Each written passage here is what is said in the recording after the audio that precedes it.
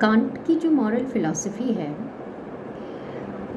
जिस पे ये सारे लेक्चर्स अब तक दिए गए हैं, उसमें हमने देखा कि कांट कर्तव्यों के ऊपर बहुत जोर दे रहे हैं और वो मानते हैं कि सार्वभौमिक नैतिक नियमों का पालन व्यक्ति को अपना कर्तव्य समझकर करना चाहिए और इसमें वो परिस्थितियों, परिणामों, इच्छाओं, संवेगों को बिल्कुल महत्व नहीं देते हैं। आज हम जिन परिस्थितियों से मानव सभ्यता गुज़र रही है, उसमें जहाँ स्वार्थ और परस्पर संघर्ष और नैतिकता का ह्रास हम देख रहे हैं, इस वक्त कांट की मॉरल फ़िलॉसफ़ी अपने आप में बहुत रेलेवेंट लगती है और उनके सिद्धांतों के अनुसार अगर हम अपना जीवन जिए तो हमें लगता है कि आज का समाज अपनी बहुत सारी समस्याओं का समाधान ढूंढ सकता है। लेकिन कांट का सिद्धांत में भी कुछ कमियां हैं। आज हम उसके ऊपर चर्चा करेंगे। कांट की मॉरल फ़िलॉसफ़ी की पहली जो कमी है वो ये है कि वो बहुत सख्त है कर्तव्यों को लेकर। माना कि व्यक्ति को अपने स्वार्थ, अपने हित के लिए कर्म नहीं करना चाहिए और अपने ड्यूटी समझकर नैतिक नियमों का पालन करना चाहिए। बिल्कुल सही बात है, लेकिन मनुष्य सिर्फ बुद्धि नहीं है, जो कांट भी मानते हैं। हमारे अंदर बहुत सारी इच्छाएं हैं, भावनाएं हैं, संवेग हैं और कुछ थिंकर्स तो कहते हैं कि मनुष्य का जो कर्म है वो दरअसल बुद्धि से गवर्न नहीं होता, बल्कि भावनाओं से, उसकी फीलिंग से गवर्न होता है। तो उनकी जैसे दया है, सहानुभूति है, प्रेम है, करुणा है, इनकी अपनी अहमियत है और ये भी अपने आप में बहुत मूल्यवान प्रवृत्तियाँ हैं।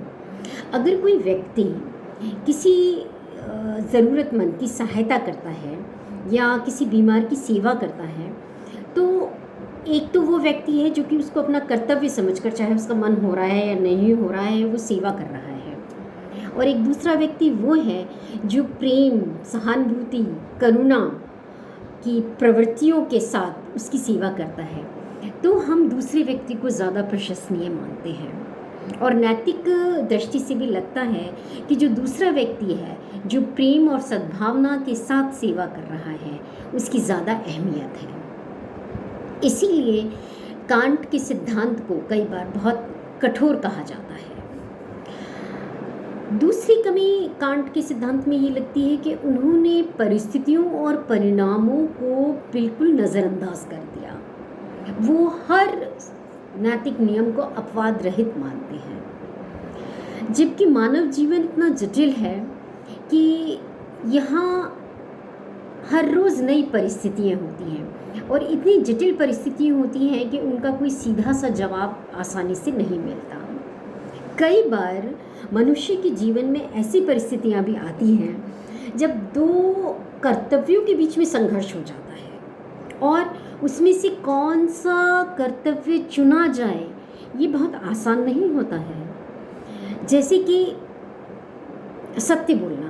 अब कांट की अगर हम मॉरल फ़िलॉसफ़ी को माने तो व्यक्ति को अपवाद रहित रूप से सत्य बोलना चाहिए। हर परिस्थिति के लिए उसको सत्य का पालन करना चाहिए। लेकिन अगर कोई ऐसी परिस्थिति भी बन जाए जहाँ मुझे किसी की ज़िंदगी बचाने के लिए झूठ बोलना पड़ता है, तो वो झूठ सच से भी ज़्यादा मूल्यवान हो जाता है। कांट के नैतिक सिद्धांत में हम इसको कहीं पर भी इसकी कहीं पर भी हम अहमियत नहीं देखते, जो इनके सिद्धांत में एक और कमी नज़र आती है। और हमने देखा कि ज़िंदगी में कई बार झूठ सच से ज़्यादा मूल्यवान होता है ना। कई बार शांति से अधिक मूल्यवान क्रोध हो जाता है ना। गीता में हमने देखा है। तो वहाँ क्या कर्तव्य है ये निर्धारित करना कांट के सिद्धांत से परे चला जाता है। कांट के सिद्धांत के आधार पर हम इसको निर्धारित नहीं कर सकते हैं।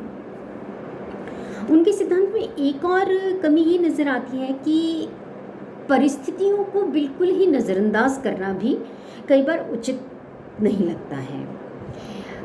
अगर ऐसी परिस्थिति है कि युद्ध का समय है, तो अपने देशवासियों की रक्षा करने के लिए शत्रु को गलत सूचना देना भी उचित हो सकता है, क्योंकि अगर वो सच बोले तो इसके भयंकर परिणाम हो सकते हैं, है ना। तो यहाँ पर परिस्थिति ऐसी है और इस परिस्थिति को, इस परिणाम को नज़रअंदाज नहीं किया जा सकता।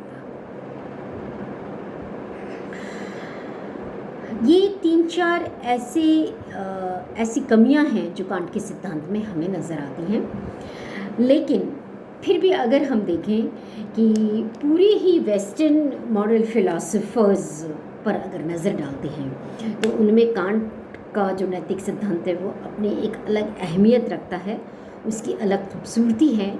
वो सख्त ज़रूर है, लेकिन वो जितना इसके ऊपर ध्यान दे रहा है कि एक्चुअली आपकी प्रेरणा, आपका संकल्प, आपकी नीयत क्या है, इस पर आपका कर्मों का नैतिक मूल्यांकन होगा। ये बहुत ही खूबसूरत बात लगती है। यहाँ पर कांट का चैप्टर पूरा होता है। अब नेक्स्ट लेक्चर में हम नया थिंकर पढ़ेंगे। Okay, thank you.